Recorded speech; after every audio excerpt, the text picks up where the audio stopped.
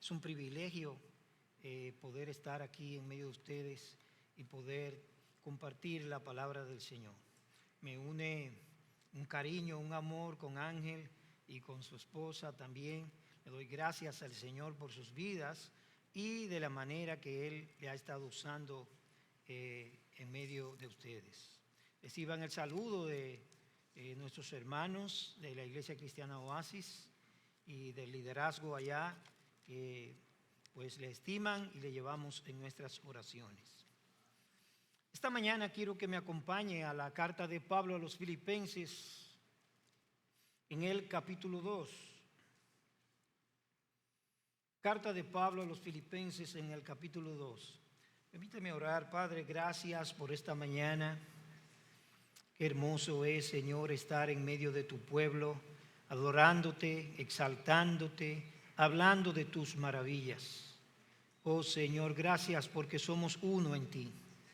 Oramos que en esta mañana tú nos concedas tu palabra. Tu Espíritu Santo, oh Señor, pueda exaltar la obra de tu Hijo y en medio nuestro traer salvación y edificación.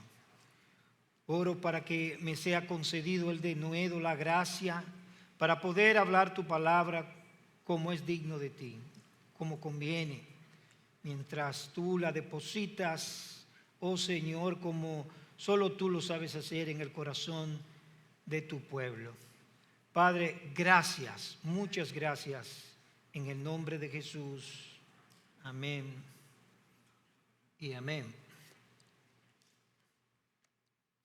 Dice el dicho que la mujer del César no solo debe serlo, sino que también debe parecerlo. Y la historia cuenta que este fue el argumento que utilizó Julio César para separarse de su esposa Pompeya. Alguien interpretó este dicho diciendo: la mujer de César debe estar por encima de toda sospecha. La mujer de César debe estar por encima de toda sospecha. Esto podría aplicarse muy bien a nosotros, como la esposa de Cristo, como la iglesia del Señor, respecto a nuestra misión en este mundo. Nuestra misión en este mundo. Debemos de vivir en conformidad con aquello que en verdad somos. Debemos vivir de una manera coherente con lo que somos, hijos de Dios. Lo que somos debe estar a la vista de todos los que quieran ver, por encima de toda sospecha mundana. En esto consiste el buen testimonio. Es vivir de una manera consistente, coherente con el evangelio que proclamamos, con el evangelio que hemos recibido y sobre todo con aquello que somos, los hijos de Dios. John Stott, en su último sermón publicado, escribió que el mayor obstáculo al avance del evangelio en todo el mundo es la incapacidad del pueblo de Dios de vivir como lo que es el pueblo de Dios. Esta es una palabra interesante de John Stott. El mayor obstáculo al evangelio, al avance del evangelio, por encima de todo otro obstáculo exterior, es la incapacidad, dice John Stott, del pueblo de Dios de vivir como el pueblo de Dios. Charles Colson dice: la conducta de los creyentes ante la sociedad es esencial para la credibilidad del evangelio. ¿Cuánto creen esto? Dice Corson: muchas personas darán su testimonio definitivo acerca del evangelio de Jesucristo en base a nuestro estilo de vida. Jesús nos advirtió que no debemos ser como los fariseos. Ellos, dijo el Señor, tienen apariencia de piedad. Ellos tienen apariencia de ser justos, pero no lo son. Ay de ustedes, dijo el Señor, escribas y fariseos hipócritas, que son semejantes a sepulcros blanqueados. Por fuera lucen hermosos, pero por dentro están llenos de huesos de muerto y de toda inmundicia. Así también ustedes por fuera parecen justos a los hombres, pero por dentro están llenos, le dijo el Señor a los fariseos, de hipocresía y de iniquidad. Hermanos míos, la misión evangelizadora de la iglesia en verdad y de cada uno de nosotros como creyentes en particular está estrechamente ligada a nuestro testimonio en este mundo. La influencia de nosotros como comunidad del Señor, como comunidad espiritual, está directamente relacionada al carácter manifiesto de cada uno de sus miembros en medio de esta generación donde el Señor nos ha puesto. Mire conmigo el texto, capítulo 2, versículo 14 al 16. Hagan todas las cosas sin murmuraciones ni discusiones, para que sean irreprensibles y sencillos, hijos de Dios sin tacha en medio de una generación torcida y perversa, en medio de la cual ustedes resplandecen como luminares en el mundo, sosteniendo firmemente la palabra de vida, a fin de que yo tenga motivo para gloriarme en el día de Cristo, ya que no habré corrido en vano, ni habré trabajado en vano. Pablo tenía una relación muy estrecha con los creyentes en Filipos.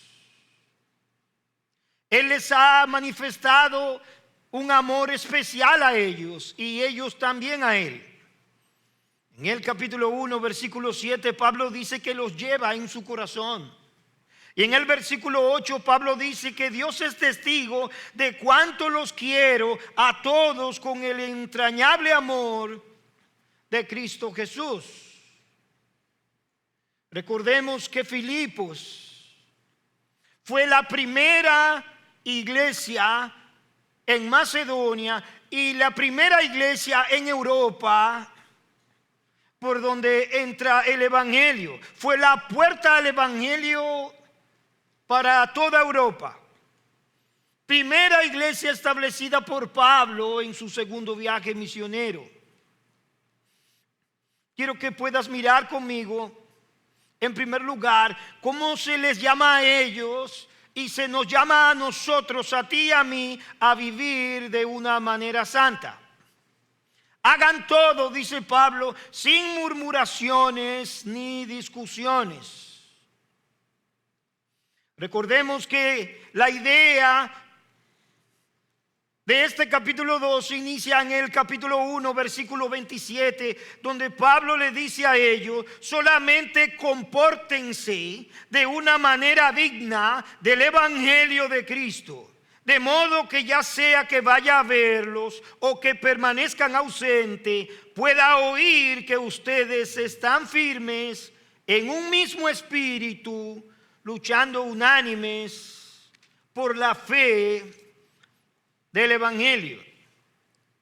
Él les llama aquí a vivir, a andar de una manera digna del evangelio, es decir, a vivir de una manera consistente con la fe que ellos proclamaban y habían recibido, una vida digna de nuestra ciudadanía celestial, como más adelante Pablo les dirá a ellos que ellos son. Él los desafió a ocuparse en su salvación con temor y temblor en el versículo 12. Les declara y les dice: así que, amados, tal como siempre han obedecido, no solo en mi presencia, sino ahora mucho más en mi ausencia, ocúpense en su salvación con temor y temblor, que es lo mismo que ocuparse en su santificación. A.W. Tozer dice: la vida de los grandes santos nos ha enseñado que la desconfianza en uno mismo es vital para la piedad. Y dice Tozer: deberíamos vivir siempre con la conciencia de que estamos bien lejos de ser lo que fuimos llamados a ser. Todavía no llegamos ni somos lo que Él quiere que seamos. ¿Cuántos lo creen así?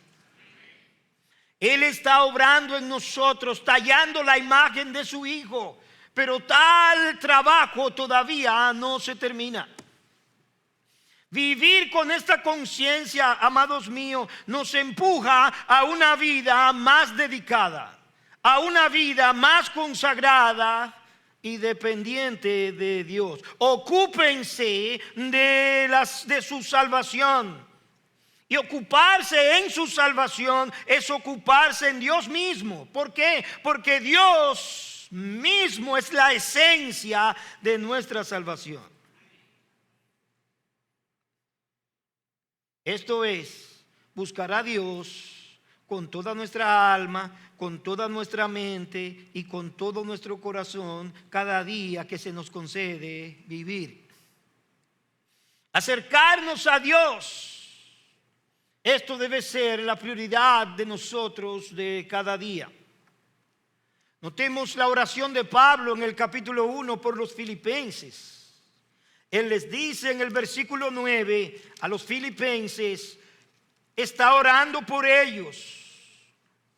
¿Y qué pide Pablo? Esto pido en oración, que el amor de ustedes abunde aún más y más en conocimiento verdadero y en todo discernimiento, a fin de que escojan lo mejor, para que sean puros e irreprensibles para el día de Cristo, llenos de frutos de justicia, que es por medio de Jesucristo, para la gloria y la alabanza de Dios.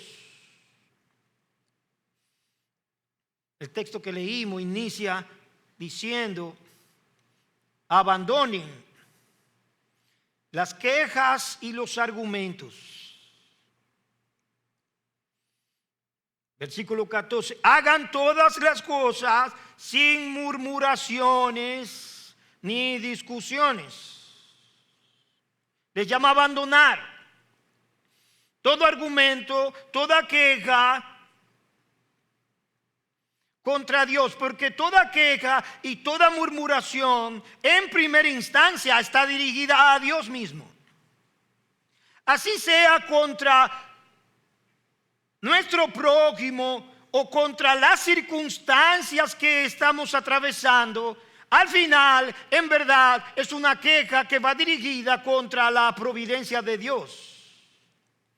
Murmurar, refunfuñar, quejarse contra la providencia de Dios.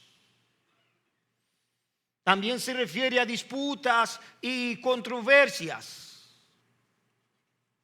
Recordemos que en el inicio del capítulo 2, en el versículo 2, Pablo les llama a mostrar el mismo sentir entre ellos, la misma actitud los unos a los otros, el mismo amor que han recibido de Dios por medio de Cristo. Sin quejas, sin murmuraciones. No deben vivir como vivió el pueblo de Dios en el desierto. No deben imitar a Israel en su peregrinación, quejándose y murmurando, porque esto no es propio del pueblo de Dios. Y porque misionalmente habla muy mal del Dios al que servimos. Recordemos que Cristo en Mateo capítulo 5, capítulo 6, habla de aquellos que viven una vida afanosa y les dice a aquellos les declara: estos buscan los gentiles, pero a ustedes no se les ve bien, porque ustedes tienen un Padre celestial que cuida de ustedes. Busquen primeramente el reino de Dios y su justicia, y todas las demás cosas que serán añadidas.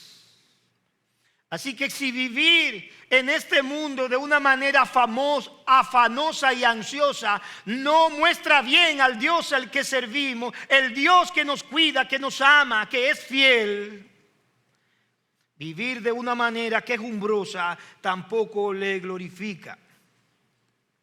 Pablo les recuerda, notemos el versículo 13, que Dios es quien está obrando en ustedes tanto el querer como el hacer para su buena intención. Pablo les dice: Dios es el que está obrando en ustedes el querer como el hacer para su buena voluntad. Así que si es Dios el que está obrando en ustedes y a través de ustedes, no tienen razón para quejarse de lo que Él esté haciendo. ¿Cuánto creen que Dios está obrando? Hasta ahora mi Padre trabaja y yo trabajo, dijo Cristo. Él no se ha detenido de trabajar y de obrar a favor de su pueblo. Se ha determinado cambiarnos y transformarnos a la imagen de su Hijo, y lo hará.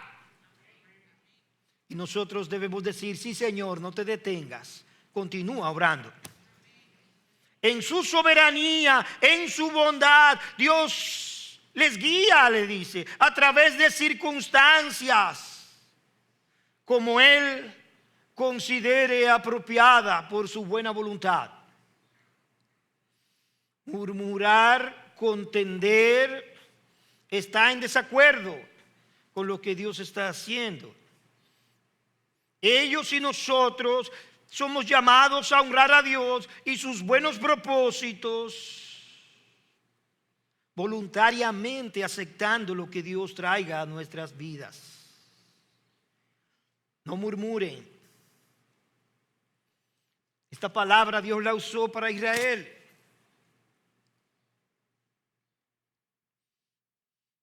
Esta palabra describe un murmullo en voz baja. No es tomar un megáfono para quejarse de lo que nos ocurre, o para quejarse como que Dios nos está descuidando, pero viene en voz baja, muy apacible, este descontento. Pero Dios lo escucha como más fuerte que los parlantes de esta iglesia. Él escudriña nuestra mente y nuestro corazón y sabe cuando no estamos satisfechos con lo que Él está haciendo con nosotros. Sí, ellos tenían que abandonar esta actitud, y nosotros también, porque está lejos de ser lo que Dios espera de su pueblo. Y por otra parte, debilita grandemente nuestro testimonio en este mundo. Lo debilita terriblemente. Imagínense una iglesia quejumbrosa, ¿qué testimonio podrá dar a este mundo oscuro? Así que deben resistir la murmuración, las quejas deben abandonarla, y debían con humildad someterse a la voluntad de Dios y aquello que Él estaba obrando, porque Él tiene un propósito santo para nosotros.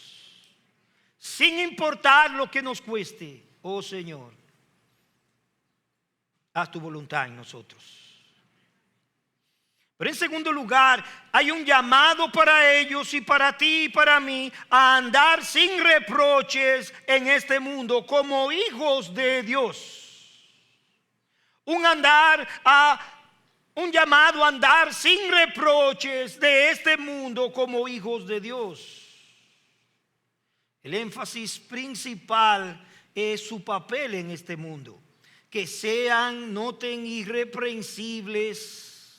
Les dice en el versículo 15, para que sean irreprensibles y sencillos. para que sean irreprensibles y sencillos, hijos de Dios sin tacha, en medio de una generación torcida y perversa. Ellos vivieron en medio de una generación torcida y perversa que no es diferente a la generación que nos ha tocado vivir a nosotros. Es también una generación torcida y perversa. Para que seáis, les dice, como iglesia primeramente, para que seáis esto. Pero también como creyentes en particular, el testimonio de los creyentes es fundamental para la misión de Dios en esta tierra. Pero por sobre todo, para promover la gloria de Dios ante los incrédulos. Irreprensibles y sencillos, dice Pablo. Hijos de Dios, sean irreprensibles en cuanto a su comportamiento visible, sean irreprensibles. Esto no habla de perfección.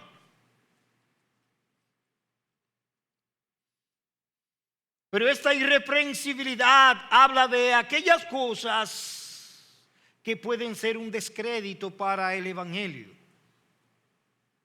Irreprensibles, de modo que puedan ser reconocibles por lo que ustedes son, hijos de Dios. Eso es lo que ustedes son, hijos de Dios. ¿Cuántos son hijos de Dios aquí? Eso es lo que ustedes son, hijos de Dios. Y el escenario donde se debe dar ese comportamiento no es en la iglesia, sino en el contexto donde Dios nos ha puesto. Ese es el escenario donde se debe manifestar esa irreprensibilidad y esa sencillez en este mundo donde Él nos ha puesto. En el caso de ellos, en medio de una ciudad oscura y perversa, en medio de Filipo, una ciudad depravada, como lo es la nuestra hoy. Sencillo, le dice Pablo, esto se refiere más bien al corazón, no en el sentido de limpio, sino en el sentido de inocente. La palabra traducida por sencillo expresa lo que el cristiano es en sí mismo. Quiere decir literalmente sin mezcla, no adulterado. Implica que no hay motivos ilegítimos en nuestros corazones, en aquellas cosas que decimos o en aquellas cosas que hacemos. No hay algo detrás. Sin mancha. Viviendo de una manera irreprochable, sin mancha ante la sociedad que nos rodea.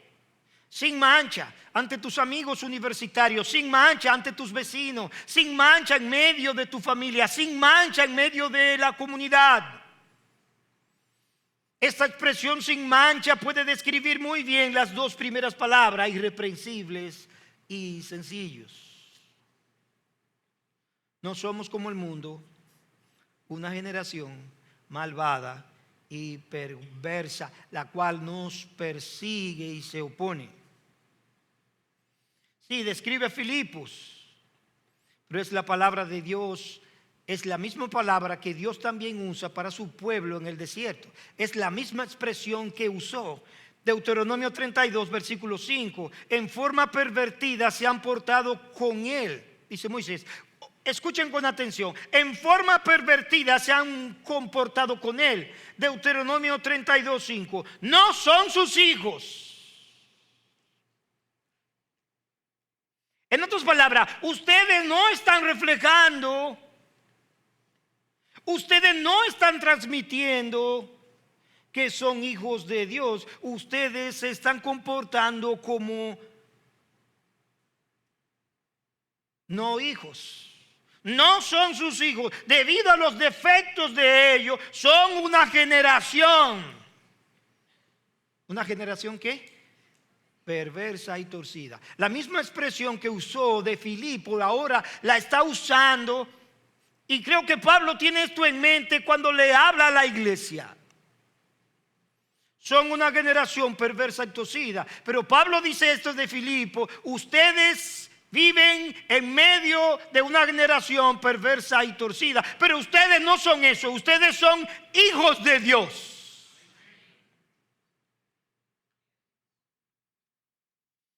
No deben caminar como caminó Israel, que trajo calumnia, que esclizó la gloria de Dios en su peregrinaje, porque no se condujeron como hijos, sino que antes fueron como el mundo. Ahora, si es un llamado a vivir sin reproche ante el mundo, hay un llamado a brillar como estrellas en el firmamento. Por una parte negativa, son llamados a vivir sin reproche, pero por otra parte son llamados a vivir como luminares, como estrellas que alumbran, como luces en este mundo.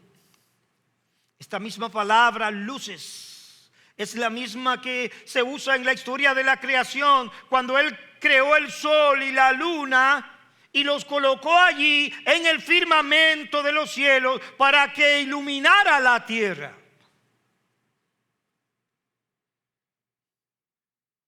Y ustedes son llamados a brillar en medio de la cual, noten, en medio de la cual, para que sean irreprensibles y sencillos, hijos de Dios, sin tacha, en medio de una generación perversa, torcida, en medio de la cual, el mismo versículo que hizo, en medio de la cual ustedes resplandecen como luminares en el mundo. No son del mundo, pero yo los he puesto en el mundo.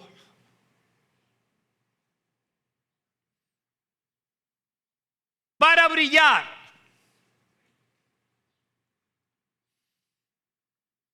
Somos esas luminarias de Dios en este mundo oscuro en dos sentidos esenciales. En primer lugar, como un contraste, y en segundo lugar, como una influencia. Ambas cosas son vitales para la misión. En primer lugar, como un contraste con lo que es el mundo, pero en segundo lugar, como una influencia, como una recomendación del evangelio en medio de la oscuridad.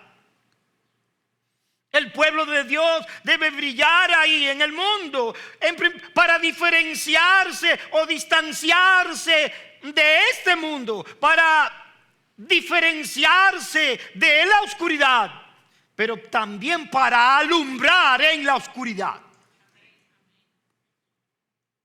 Es decir, somos llamados a vivir una vida que contrasta con el mundo que nos rodea, pero a la vez que lo influencia para bien.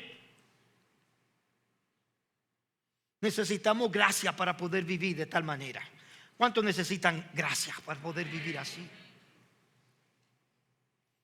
Pablo le escribió a los Efesios, y creo que lo que le escribió a los Efesios está conectado con lo que le escribió a los Filipenses. Le escribió a los Efesios las dos cosas. Noten, capítulo 5, verso 11, le dice Pablo a los Efesios hasta el versículo 14: no participen en las obras infructuosas de la tiniebla, sino más bien reprendedlas. Le está diciendo, ustedes son un contraste para el mundo. No deben vivir como ellos viven. Su testimonio en sí mismo debe ser una reprensión para aquellos que andan como Dios no quiere que se ande. Versículo 12: porque vergonzoso es aún hablar de lo que ellos hacen en secreto. Mas todas las cosas, cuando son puestas en evidencia por la luz, son hechas manifiestas. porque la luz es lo que manifiesta todo. Pero aquí viene la influencia, por lo cual dice: despiértate tú que duermes y levántate de los muertos y te alumbrará Cristo.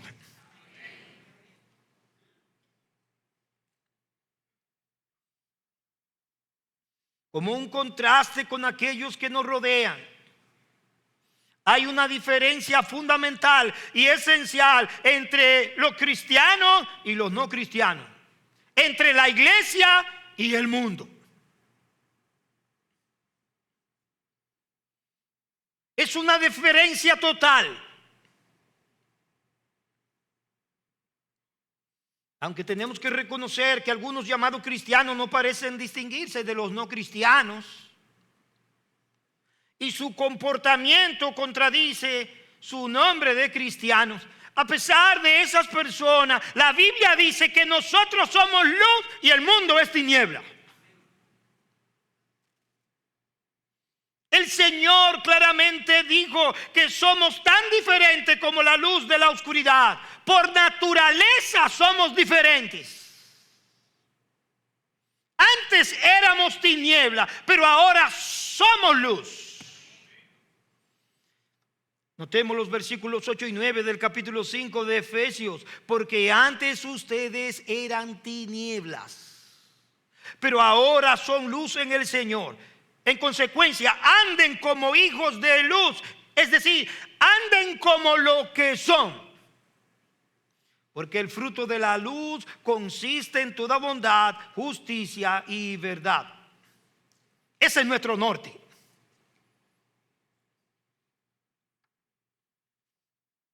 En contraste con aquellos que nos rodean, nos negamos a conformarnos al mundo.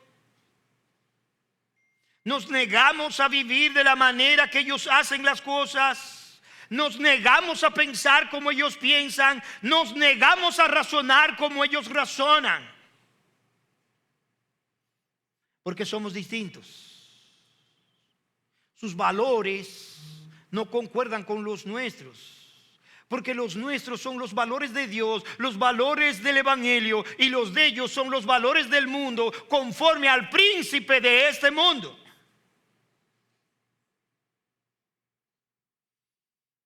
Es por esto que Pablo le escribe a los romanos en el capítulo 12 que debemos continuar siendo transformados según la voluntad de Dios.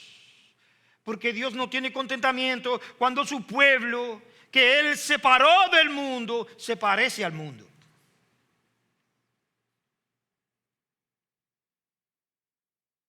No sean moldeados, dice Pablo, por la cultura que nos rodea. No sean moldeados por este mundo.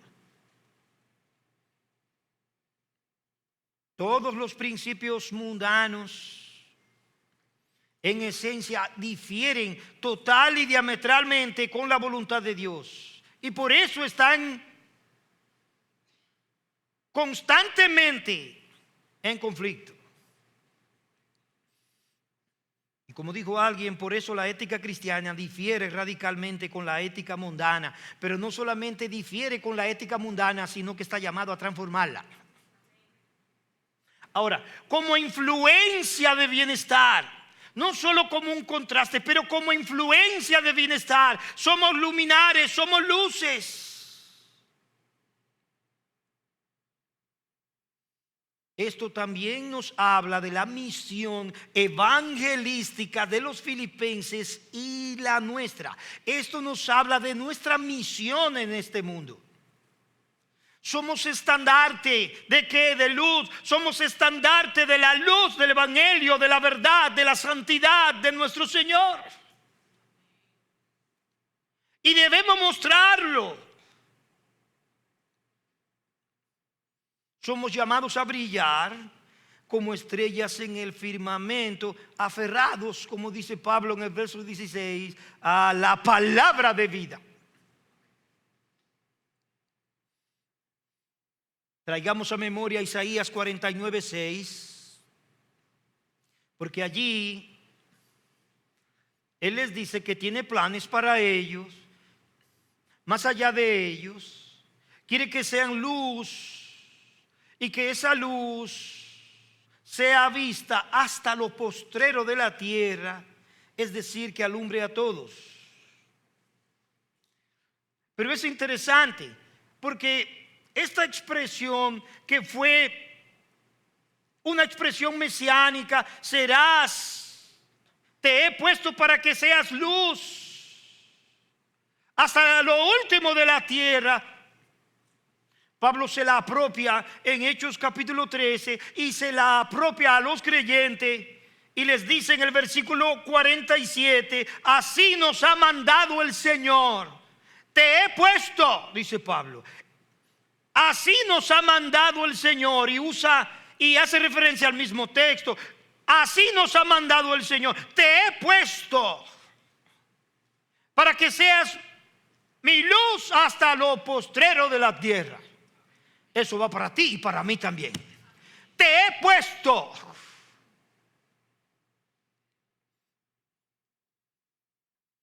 Se apropia a nosotros porque nosotros estamos unidos a Cristo.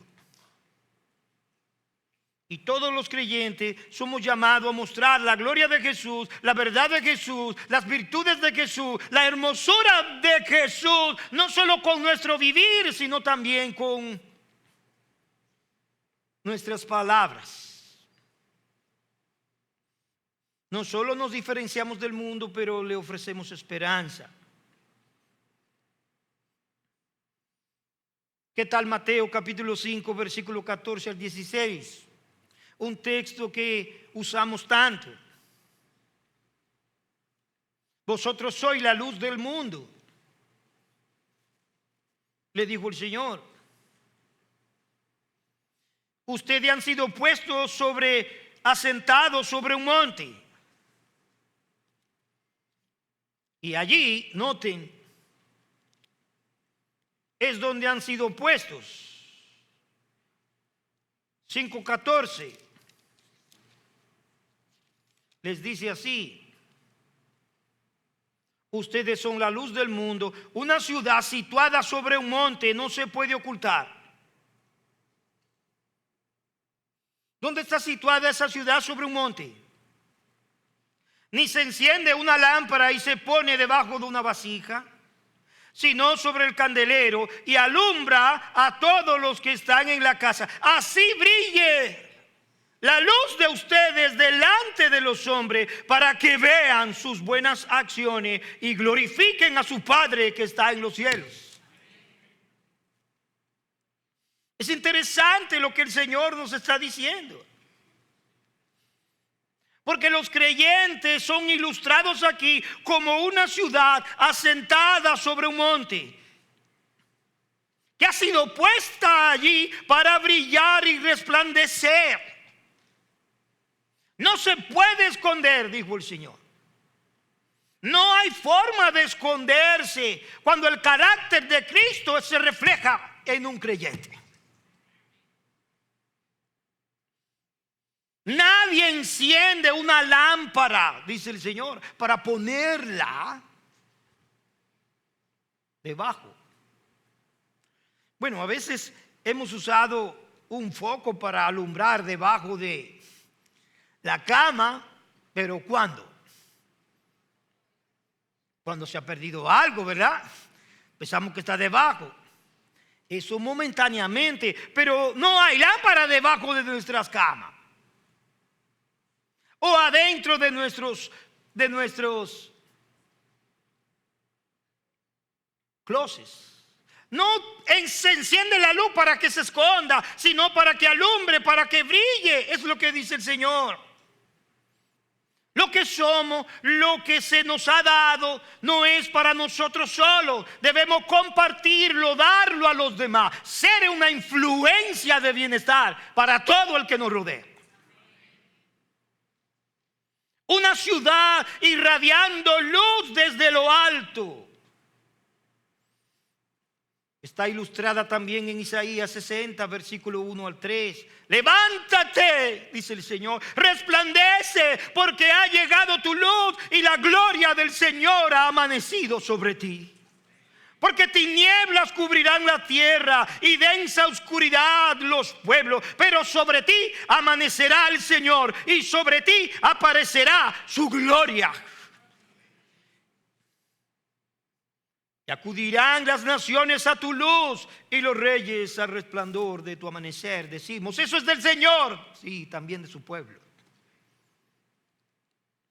Porque nosotros hemos sido transformados, cambiados, y estamos siendo transformados y cambiados para ser un reflejo de Cristo en este mundo. No para eclipsarlo, no para ocultarlo, sino para reflejarlo cada día con más fuerza. ¿Cuánto anhelan esto?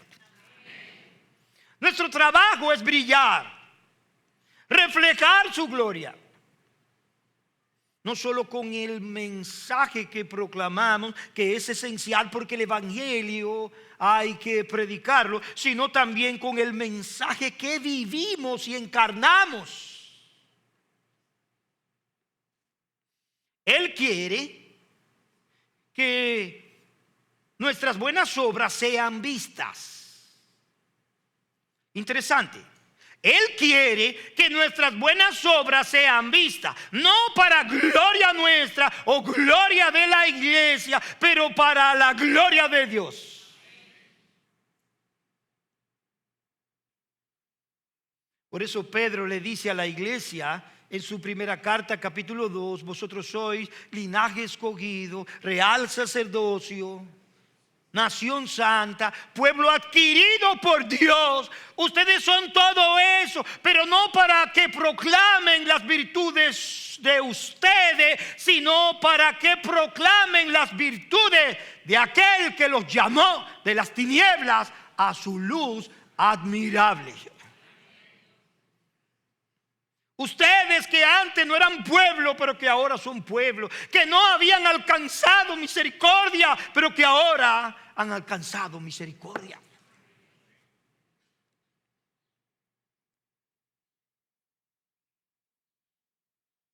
Buenas obras, para que vean vuestras buenas obras. ¿Y qué es buenas obras? Bueno, esta expresión abarca todo lo que un cristiano dice y abarca todo lo que un cristiano hace, porque es cristiano. Cualquier manifestación externa y visible de su fe cristiana. Esencialmente, él está hablando de obras de amor, al igual que de obras de fe. Expresan no solamente nuestra fidelidad a Dios, sino también nuestro interés por los no creyentes. Porque noten que Cristo tiene en mente al mundo. No dice para que nos alumbremos entre nosotros, sino para que vean vuestras buenas obras y glorifiquen a vuestro Padre, al cual no pueden ver. Son obras que hablan de Jesús, son obras que apuntan a Jesús, son obras que glorifican a Jesús, que exaltan a Dios. Muchas veces, como pueblo de Dios, somos reconocidos tan solo por aquello que no hacemos. Es decir, yo no fumo, yo no bebo, yo no hago a esto, yo no hago lo otro. Esa es mi luz. Pero eso no es lo que Cristo está diciendo aquí.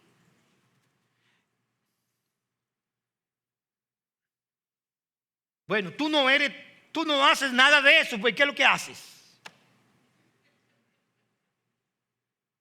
Porque podemos encontrar en el mundo personas que no son creyentes ni creen en Dios, que quizás no hacen todo eso. Pero la transformación del Señor no es una transformación solo que nos limpia de nuestra vida pasada, pero es una transformación que nos llena de amor, de misericordia y que nos lleva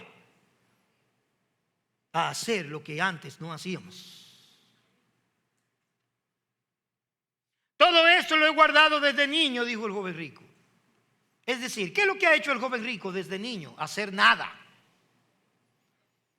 ¿Qué le dijo el Señor? Muy bien, te voy a dar algo que hacer. Vende todo lo que tiene y dáselo a los pobres. Y tendrás parte conmigo. No, no, no. Necesitamos ser luz. No vamos a transformar esta comunidad porque no bebamos ni fumamos, etcétera, etcétera. No la vamos a transformar por él. La vamos a transformar mostrando el amor de Jesucristo para ellos. La misericordia de Jesucristo, la benignidad de Jesucristo, la amabilidad de Jesucristo, la condescendencia de Jesucristo. ¿Cuánto anhelan eso? Estos son buenas obras. Porque el mundo está rodeado de egoísmo. Jesús dijo que la gente al verlo glorificará a Dios cuando vean ese tipo de obras. Porque esas obras encarnan las buenas nuevas de su amor que nosotros proclamamos. Sin ellas, nuestro evangelio pierde su credibilidad y Dios no es honrado. A través de ellas, Dios es visto. Así que somos llamados a servir en este mundo que nos aborrece, que nos persigue, brillando. Como dijo alguien, este tiene que ser tu único desquite ante el mundo que nos persigue, el mundo que nos aborrece, queremos desquitarnos. Y dice este pastor, este debe ser tu único desquite. Amor y verdad para el odio y las mentiras. Nuestro único desquite contra el mundo que nos aborrece es amarlo.